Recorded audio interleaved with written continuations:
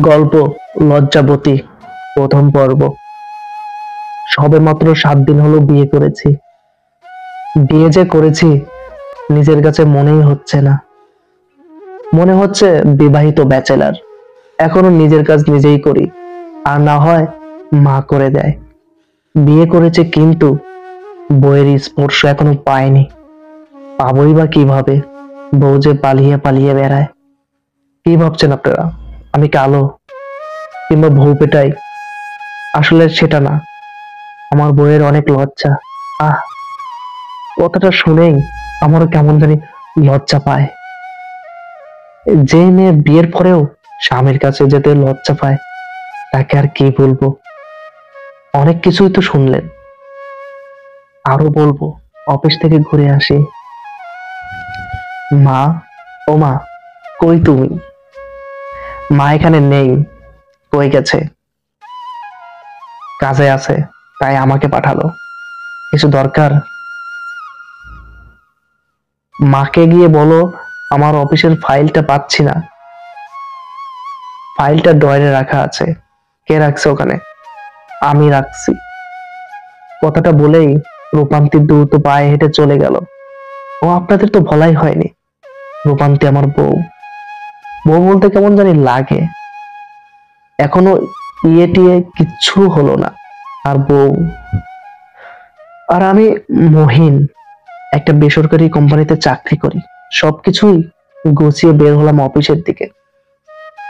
অফিসে ঢুকেই আমার কলিগ বলতে লাগলো, আরে মাহিন সাহেব, আপনি অফিসে কেন? অফিসে আসা নিষেধ নাকি? না, সেটা বলিনি। আপনি তো বিয়ে করেছেন। বিয়ে তো আপনিও করেছেন, তাতে সমস্যা কি? সমস্যাটা হলো আমি অনেক আগে বিয়ে করেছি, আর আপনি সবে মাত্র কিছুদিন হলো। তার সমস্যাটা কোথায়? সমস্যা হলো আপনার ছুটি 10 দিন, আর আপনি 7 দিনের মাথায় অফিসে। বউয়ের সাথে কি ঝগড়া করে আসছেন নাকি? এই সেরেছে। আমার নিজেরই তো মনে নেই 10 দিনের ছুটি নিয়েছিলাম। কিভাবে মনে থাকবে? বউয়ের সাথে একটু ভাব ভালোবাসা তৈরি হলে না হয়। অফিসের কথা ভুলেই যেতাম। কি লজ্জার বিষয়। কি মাইন সাহেব, কি ভাবছেন? না না, তেমন কিছু না, আসলে ভুলে গেছিলাম। আচ্ছা থাকেন, আমি বাসায় যাই। যাকগে, তেমন কেউ দেখেনি, না হলে যে কি হতো। অল্পেতে বেঁচে গেছি। লজ্জাতে মরে যাই, মরে যাই। বইয়ের মতো লজ্জা যেন না আসে আবার।